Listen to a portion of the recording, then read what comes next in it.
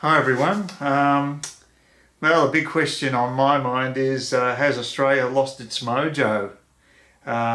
Once a beacon of democracy, now slipping into a dystopian authoritarian police state, especially in Victoria. Getting back to the Sam Newman situation that I mentioned yesterday, Sam Newman backtracks on his calls for Victorians to take to the streets and protest Dan Andrews' lockdown after police threatened to arrest him. Sam Newman called on Melburnians to take to the streets and take the city back. The explosive tweet landed former footy show host in trouble with Victoria Police. The polarising 300-game AFL champion and former footy show host sparked controversy on Sunday night when he called on Victorians to take to the streets in hopefully a state day of coordination. Newman went on Channel 7 Sunrise and was interviewed. He fired up after he was grilled by Sunrise host David Koch, who tried to defend the lockdown measures. It's all right for you, Kochie. You're lolling about up in the beach, up there telling us what we should or should not do. But we're down here, locked up in what is virtually a prison, Sam hit back. Wouldn't it be great to think that people would be that annoyed about what is going on in this city, locking it down completely without cautiously reopening it? I'm not trying to get the police involved in this. If they want to arrest me and put me in jail for this, well, that is fine. But I am not suggesting it. I never did in the first place. Newman later addressed his tweet on the weekly You Cannot Be Serious podcast, where he came under fire from co-hosts who labelled him irresponsible. All I was trying to do was get enough people to get attention. I'm not advocating for people to come from all over Victoria to march up to the city, Newman explained in the podcast. I'm not advocating a rally as such. I just said wouldn't it be great to have 250,000 people march in the city?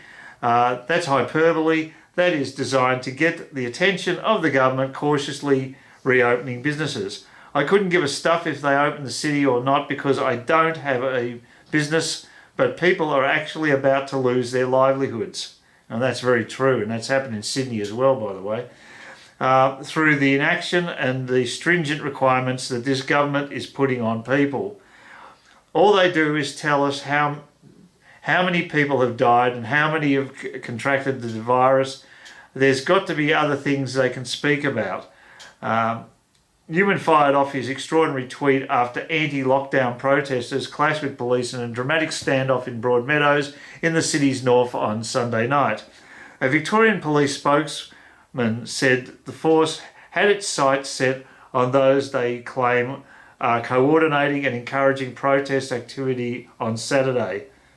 Victoria Police expects to make further arrests over coming days in respect to individuals suspected of inciting illegal activity, a spokesman said. Organising and participating in this protest would be a serious and blatant breach of the Chief Health Officer's directions and jeopardises the health of the entire community. Again, it's the health officer who seems to be calling the shots in our democratic institutions these days, not the elected officials. The state's police force added its officers would not hesitate in issuing $1,652 fines, strange amount, where'd they come up with that, or making arrests if breaches of Victoria's public health orders occur. Fellow Melburnians, desperate to regain their freedom, joined the bandwagon on Sunday night in response to Newman's tweet. Just tell me when and where. Never protested before, but this is the most important thing we have faced in my lifetime. We ordinary Victorians must take our state back, one man wrote.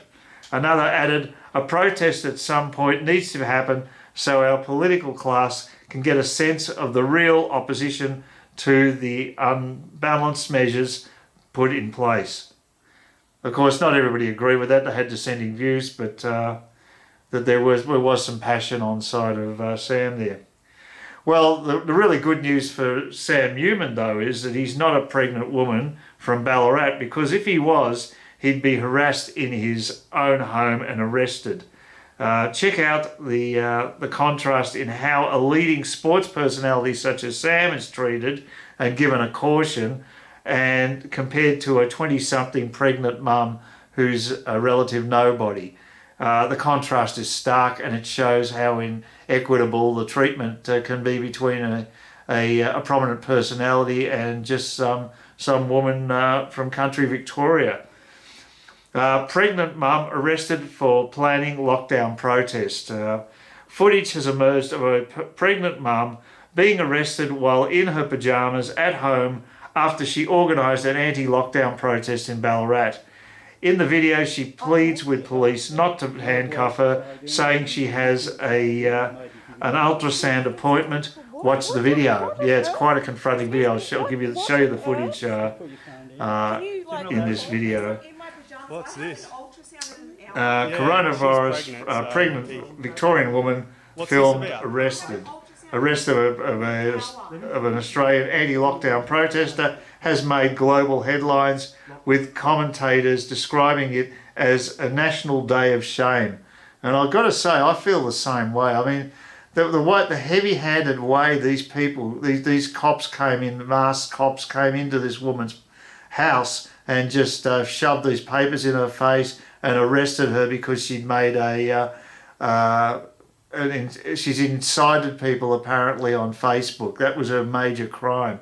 But whereas Sam Newman just got a caution, and he's got much more sway. So there's certainly a bit of hypocrisy here. This is not a consistent way of treating people, and it just seems to me as if it's police power gone mad, bullying people who are more vulnerable than someone like Sam Newman. It doesn't look good. It just isn't good, and it's a sign of where our society's going, and it's not a good sign in my opinion. The video on the woman's Facebook page has already been viewed more than 1.4 million times in the space of 4 hours by Wednesday night, climbing to 4.6 million by early Thursday morning.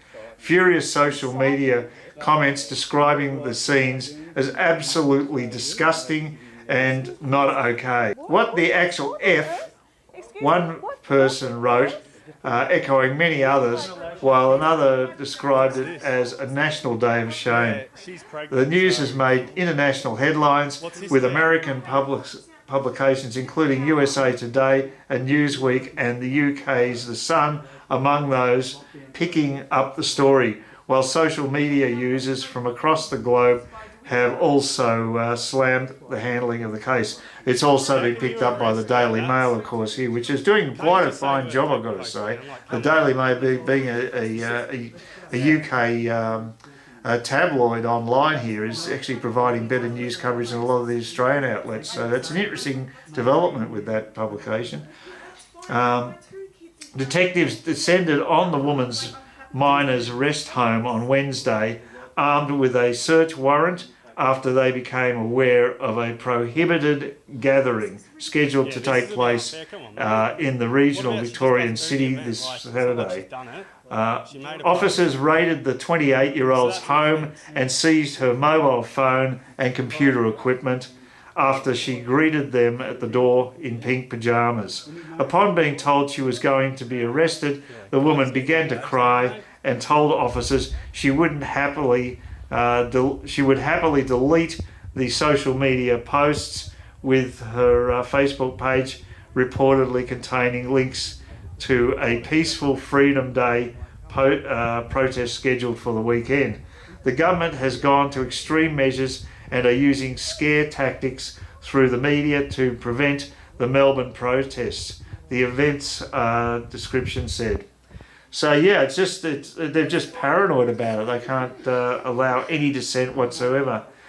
Here in Ballarat, we can be a voice for those in stage 4 lockdown. That's finally what they said.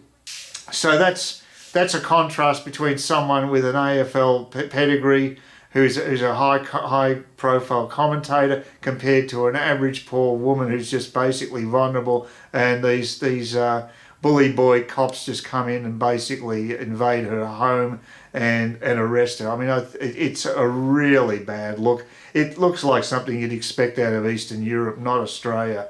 And yeah, I think we should be ashamed. and it's a signpost of where Daniel Andrews is heading. It's not a pretty picture. I wonder if there'll even be an election. He'll probably cancel it the way he's going on. But that's not the worst of it. This hypocrisy also extends to my favourite Premier, Anastasia Palaszczuk. And this is another Daily Mail story. Again, great work, Daily Mail. Outrage as Anastasia Palaszczuk allows hundreds of AFL officials, players and wags to waltz into Queensland from COVID capital Victoria, but bans desperately sick mum just across the border. Premier Anastasia Palaszczuk slammed for allowing AFL officials into the state. The Gabba in Brisbane will host the AFL Grand Final for the first time in history. Chorus of criticism erupts as it comes as the state's borders restrictions bite. A pregnant mother had to fly to Sydney for treatment last week. Lost baby. Deputy New South Wales Premier and former Queensland Premiers slammed double standards. Ms Palaszczuk batted away criticism, saying that the state's COVID response won Queensland the AFL rights. She seems to be fixated on these sports rights to have the AFL Grand Final and doesn't really care about the welfare of mothers with young kids who have to basically send their kids all the way to Sydney rather than just across the border in Brisbane. I don't know what sort of strategy Anastasia Palaszczuk thinks she's playing at here, but this cannot be good for her. I just... maybe I'm wrong. I hope I'm not wrong. I hope it bites her in the arse big time. Really do. But the criticism erupted after a couple in Ballarat in northern New South Wales expecting twins were told it would take too long to get an exemption to enter Queensland for emergency surgery. Local health officials told them to fly to Sydney instead. It's just ridiculous. This is supposed to be Australia, not a number of different colonies. I keep saying that, but it just doesn't get through to people. That's why we had a nation. We do avoid this sort of crap. Kimberly Brown was unable to obtain a travel exception from urgent surgery in Queensland, so instead was forced to fly to Sydney with a 16-hour wait. Deputy New South Wales Premier John Barilaro piled in on Palaszczuk on breakfast television on Wednesday. He's a pretty good guy from what I can gather, Barilaro. He's made some very good statements in the past. He's got his finger on the pulse.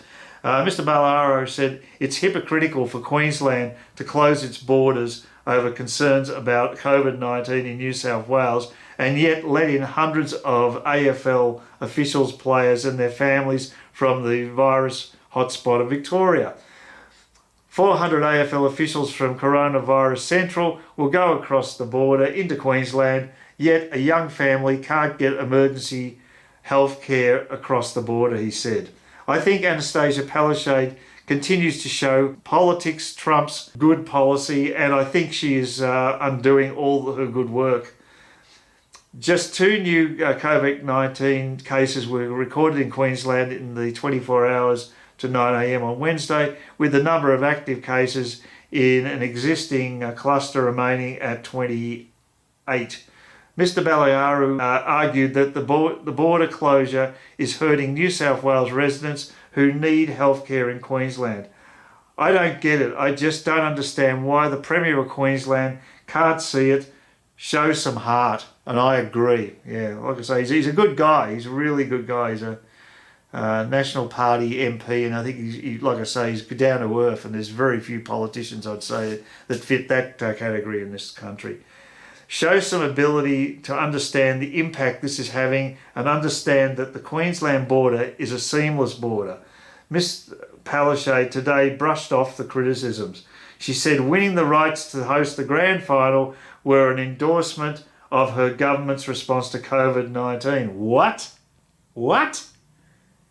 Where's the logic of that? New South Wales Premier Gladys Berejiklian has also hit out at Queensland's leader for her ongoing restrictions, saying she needs to show a bit of compassion. Ms Berejiklian's poor relationship with Ms Palaszczuk is an open secret, and even she admitted it was fraught to Ben Forden live on 2GB on Wednesday morning. I've tried to establish a positive relationship, but it's a bit difficult when decisions are made without even telling me, Ms Berejiklian said. Queensland Liberal Senator Matt Canavan has also slammed the Premier, saying Ms Palaszczuk is playing a political state of origin. We have a pandemic, and why is the Queensland Premier putting so much effort into a football game when she hasn't been able to give adequate health services to people? Mr Canavan said on the Today Show. Totally agree. It's the priorities of that woman is just weird. It's got to be political. We have had the tragic circumstance in the last week where someone may have lost a child because of the inefficiencies in the border controls, and Anastasia Palaszczuk is out there playing some kind of political state of origin with this crisis rather than focusing on the real issues. Fix the community transmission in Brisbane, fix our borders is the plea from Canavan. And just finally, I want to reintroduce Scumbag of the Week, and I've got a perfect candidate. She fills the shoes absolutely perfectly. And that person is none other than Nancy Pelosi. Now, people in Australia may not know who I'm talking about. People in the States would definitely know who I'm talking about because she's a very divisive character. US Democrat Nancy Pelosi gets hair done at a salon, causing outrage. Nancy Pelosi, one of Donald Trump's fiercest critics, has been sprung, breaking a key coronavirus rule after security footage was leaked. US politician Nancy Pelosi regularly reminds Americans that they need to wear face masks and follow health guidelines, but it appears the most powerful elected Democrat has gone against her own advice. Security footage obtained by Fox News shows the Speaker of the House of Representatives having her hair done inside a salon in San Francisco on Monday. The only problem was she wasn't wearing a mask, breaking the city's coronavirus prevention rules. And it gets worse for Pelosi, as hair salons in San Francisco have been closed by law since March. Outdoor haircuts were allowed in California from Tuesday under new rules announced by the mayor, but indoor salons remain shut. Many have flooded social media, outraged by her hypocritical activities. I mean, this is so typical of the Democrats. They are the greatest hypocrites on earth. She wants a mandatory mask policy for me and my family, but does not practice anything she says in her daily life, one person tweeted. I live in California and I have a mop on my head because I haven't been able to get my hair cut in months. But because she is in a seat of power, she gets to. Another Twitter user added. While some defended her actions, saying it was because she was getting her hair washed, others were swift to point out she was still breaking the law. You know, she'd try any type of spin tactic to get out of it, but look, Nancy, you are really the scumbag of the week. You know, you are in a position of power, you're a position of privilege. You supposedly represent the battler, but you have absolutely no empathy with a battler, with an average person. You are an elitist, West Coast snob, and you are basically have no ability to relate to the people that elect you. And I hope eventually these people will wake up, and they may even give you a big kick in the ass for the next election. You just never know. She thinks she's invulnerable, but maybe she isn't. It would be great if she got flung out of the House of Reps. That would be wonderful.